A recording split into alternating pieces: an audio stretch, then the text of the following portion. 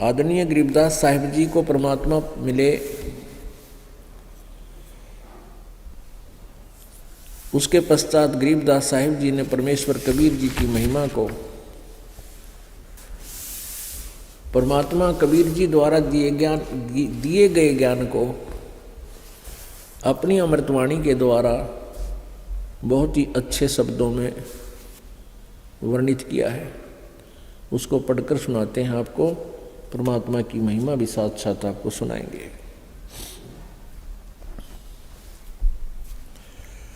कस्तूरी नाम कबीर है, बिन छेड़े मैं कंते, आद अंत की कहते हूँ पटतर कोई न संत। चितानंद चंदन कला अवगत लहर उठंत, जिन आकार अजोख पदु त्रिकुटी में दीखंत। गरीब नैनो मद निरखत रहे अवगत नाम कबीर, बेड़ा पार लगाए हों सुरत सरोवर तीर। गरीब नैनो बीच कमल है उज्ज्वल हिरंबर धाम, शेष शेष पुन रटत है जिन्होंने पाया वह राम। गरीब शेष 88 ना गए 2400 पर चोख, 3300 पर तलब है कोई बकरा कोई बोक। गरीब शेष 88 5 में 2500 को पूछ, ये तो अस्थिर है नहीं कि बे मुकाम के बे कूच। गरीब 10वां तो अवतार है हिमालय का नीर, भौतक गोते खावेंगे सतगुरु कहे कबीर। ना सतगुरु जननी जन्या जाके माने बाप, पिंड ब्रह्मंड से रहित है नावा तीनों ताप। शब्द संदेशा कहते हूँ बिन बिन भेद विचार, इसको माया जानियो 9 10वां अवतार। गरीब कृष्ण कन्हैया राम हैं बलि 52 अवतार, हिरण्यकुश नरसिंह है ये माया विस्तार। गरीब वो तो अचल अनूप है नूरी दे शरीर, ये करता हो अवतरे माया के रघुवीर। गरीब धरता को करता कहें बड़ा अंदेशा मोहे, पारस पद भेंट्या नहीं जिसको कहिए लो। गरीब लोक अलोक द्वीप सब पूर्ण पद प्रकाश, धौल धरनी सब जावेंगे थिर रहसी आकाश। आकाश नाश में है नहीं और सब का नाश, शब्द अतीत सुबाने है तिथि बारन 12 मास।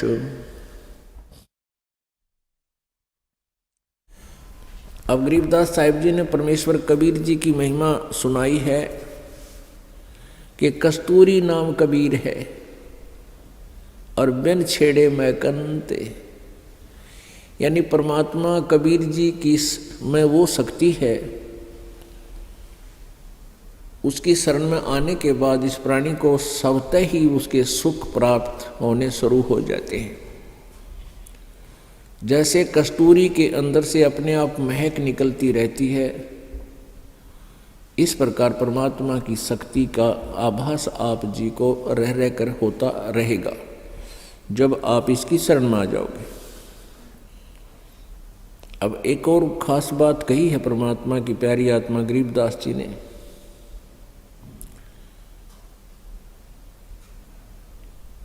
शेष 88 ना गए 2400 पर चोख, 3300 पर तलब है कोई बकरा कोई बोक।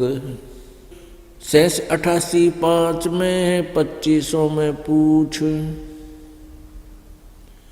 ये तो अस्थिर है नहीं कि बे मुकाम कब कूच। 10वां तो अवतार है हिमालय का नीर, भौतक गोते खावेंगे सतगुरु कहे कबीर। इसमें क्या बताया है कि 88,000 ऋषि और ये 24 अवतार आप जी मानते हो, जैसे हिंदू धर्म के अनुसार 24 अवतार माने जाते हैं, जो आ चुके हैं, जो अपनी लीला कर चुके हैं। और 25वां निकलंक नाम से कलयुग के अंत में आवेगा, निकलंक नाम से। और सिंभल नगरी में विष्णुदत्त शर्मा के घर पे उसका जन्म होगा और फिर वो अपनी लीला करेगा। तो क्या बताते हैं कि ये सभी अवतारगण वहाँ से परमात्मा रूप धारण करके आते हैं, परमात्मा की कुछ शक्ति लेकर आते हैं, उनको कुछ पावर दे देता है ये काल, और उनका निर्धारित कार्य होता है, उसी को वो करते हैं। जैसे विष्णु जी आए थे, श्री राम रूप धार के रावण का वध किया, ऐसे ही श्री कृष्ण रूप में विष्णु जी आए तो जो उनके निर्धारित कार्य थे, कंसवध आदि जो भी उनकी लीलाएं आप पढ़ते हो, उन्होंने वो किए। लेकिन अंत में वो अपने कर्मों को बिगाड़ जाते हैं। यहाँ उन्होंने जितने पाप किए हैं वो उनके बैड अकाउंट में लिख दिए जाते हैं, और जब तक इनके पुण्य चलते हैं तभी तक ये विष्णु पद पर रहेंगे। फिर इनकी मृत्यु होगी, उसके बाद ये 84 लाख योनियों में चले जाएंगे। ये विधान है इस काल भगवान का। और जो हम सत साधना करेंगे, कबीर परमेश्वर की भक्ति करेंगे, फिर हम इस लोक में दोबारा नहीं आएंगे, हमारा दोबारा जन्म नहीं होगा। 88,000 ऋषि भी जन्मते मरते हैं, ये भी पशु पक्षी योनियों में 84 लाख प्रकार के प्राणियों के शरीरों में कष्ट उठाते हैं।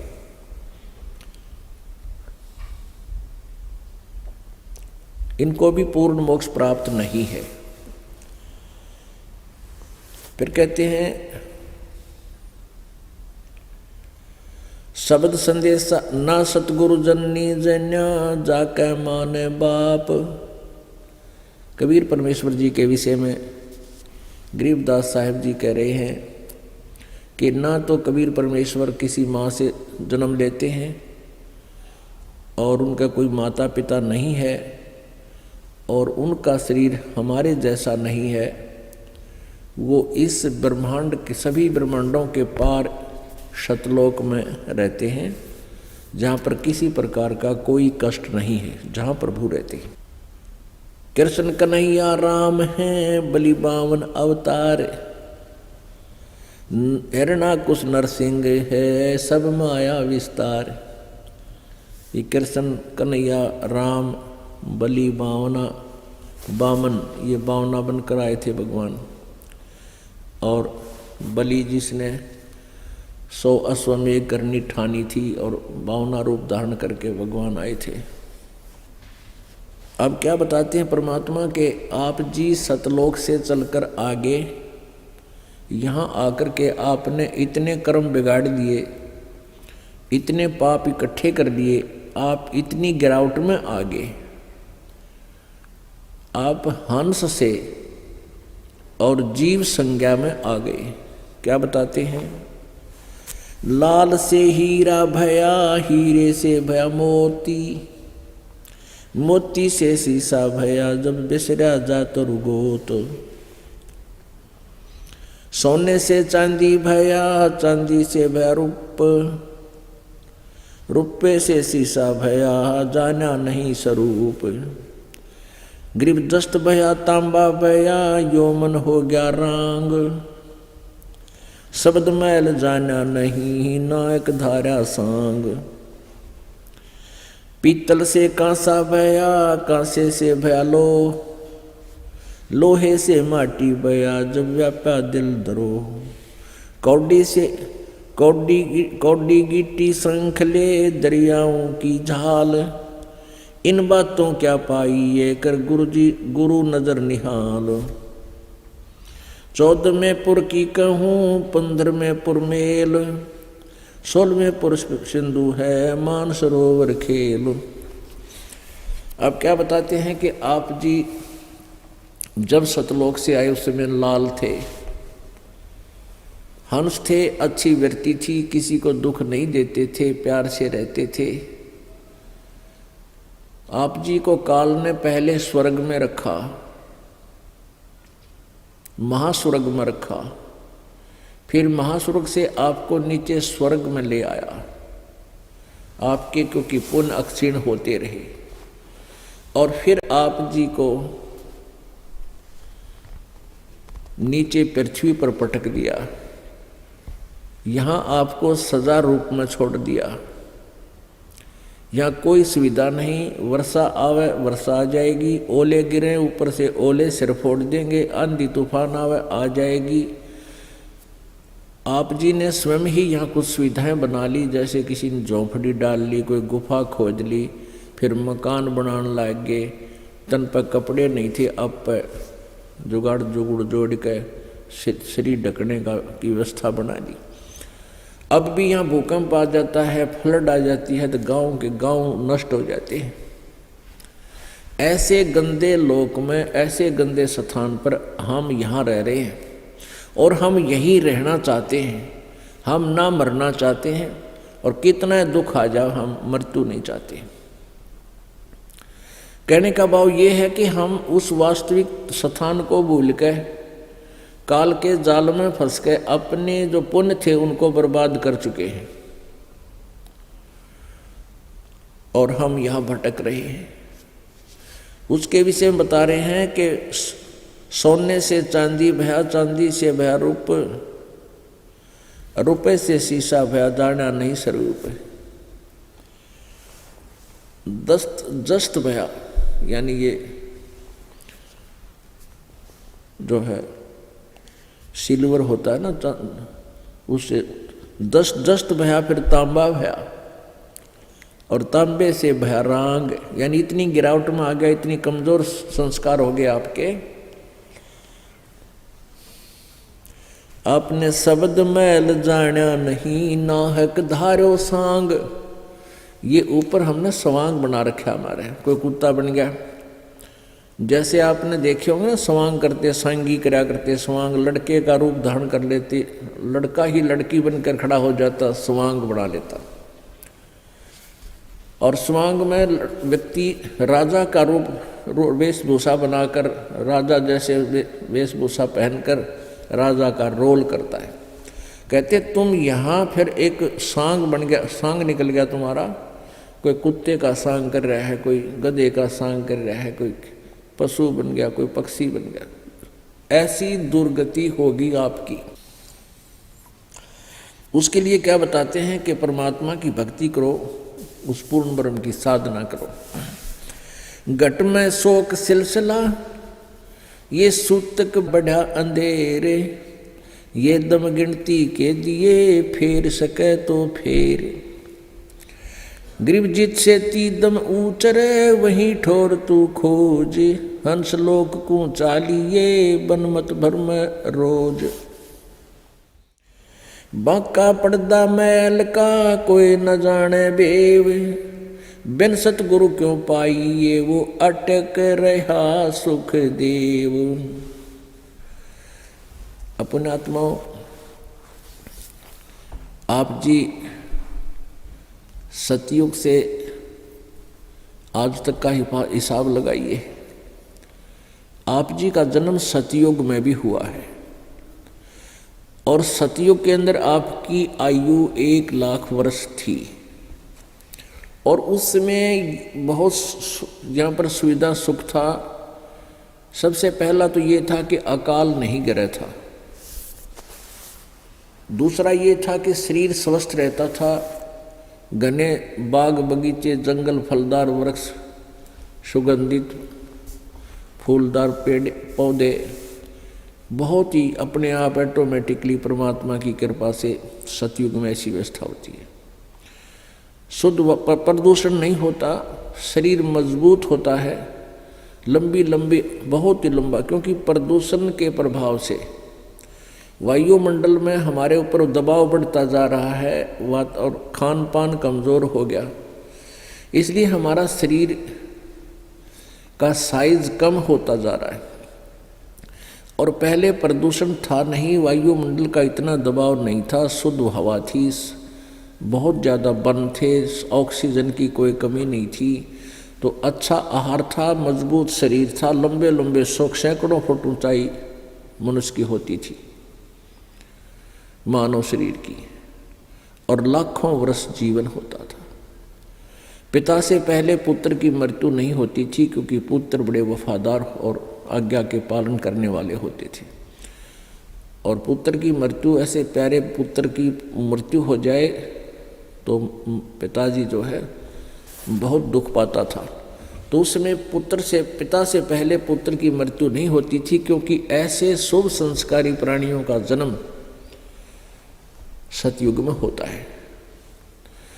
और पत्नी जो है कभी विधवा नहीं होती थी, स्त्री विधवा नहीं होती थी। और फिर क्या हुआ कि हमने भक्ति ठीक करी को ना, जैसे आप जी हो, अब आप जी अब धीरे धीरे परमात्मा की कृपा हो रही है, लाखों कई लाखों की संख्या में आप हो गए हो, और आप जी साधना कर रहे हो। पहले परमात्मा कबीर जी आए थे, 64 लाख शिष्य हुए थे कबीर परमेश्वर जी के,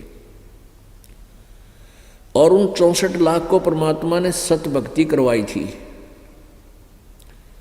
लेकिन हम परमेश्वर को पहचान नहीं सके, क्योंकि हम अशिक्षित थे, हम सदग्रंथों से परिचित उस समय थे नहीं, जिस कारण से हम अपने भगवान को ना पहचान कर उनसे दूर हो गए। कबीर परमेश्वर जी आए तो उस समय वो ज्ञान सुनाया करते थे। ज्ञान सुनने के लिए बहुत से लोग एकत्रित हो जाते थे। परमेश्वर कबीर जी कहीं भी खड़े हो जाते थे, अपने आप आवाज़ लगानी शुरू कर देते थे। परमेश्वर की सुरीली आवाज़ सुनकर, और इस वाणी के अंदर परमात्मा की जो अमृत वाणी है, ये अमर ज्ञान है, मूल ज्ञान है, इसमें बड़ी कसक है, ये आत्मा को झंझोड़ देती है। परमात्मा के शब्द दोहे आप पढ़ कर देखो, अपने आप कसक बनती है, खिंचाव बनता है। तो ऐसे परमेश्वर खड़े होकर के कबीर जी कहीं पर भी अपने आप बोलने लग जाते थे, उच्चारण करने लग जाते थे इन वाणी को, ऊंचे स्वर में आवाज़ लगा लगा के। तो ऊंची आवाज़ से कोई बोलता है तो प्रत्येक व्यक्ति, आने जाने वाला भी कोई हो, उसका भी अट्रैक्शन होता है कि ये कौन बोल रहा है, क्या कह रहा है, सुने इसके पास चल के। तो ऐसे कई सैकड़ों की संख्या में लोग जमा हो जाया करते थे, और परमात्मा 2-2 घंटे सत्संग खड़े खड़े बोलते रहते थे। ऊंची आवाज़ उसकी, परमात्मा की लीला, कितने भक्त क्यों ना होते उसी को स्पष्ट सुनाई देता था। कुछ लोग तो उनकी कृपा से जो वहाँ एकत्रित होते थे, परमात्मा विशेषकर वहाँ जाते थे, जैसे कोई धार्मिक अनुष्ठान हो रहे हों, धार्मिक मेले लगते हों तीर्थों पर, मंदिरों के आसपास, तो वहाँ लोग दुखी जाते थे, मन्नत मानने जाते थे, और कोई 10-10 चक्कर लगा लेता था तो भी राहत नहीं मिलती थी, और परमात्मा के दर्शन मात्र से ही बहुत से स्वस्थ हो जाते थे। इस प्रकार मालिक की शरण में लोग आने लगे। एक ही अटेम्प्ट में, एक ही बार में 10-20 व्यक्ति सुखी हुए। उन्होंने अपने रिश्तेदारों को बताया, औरों को बताया, परमात्मा के चरणों में आने लगे।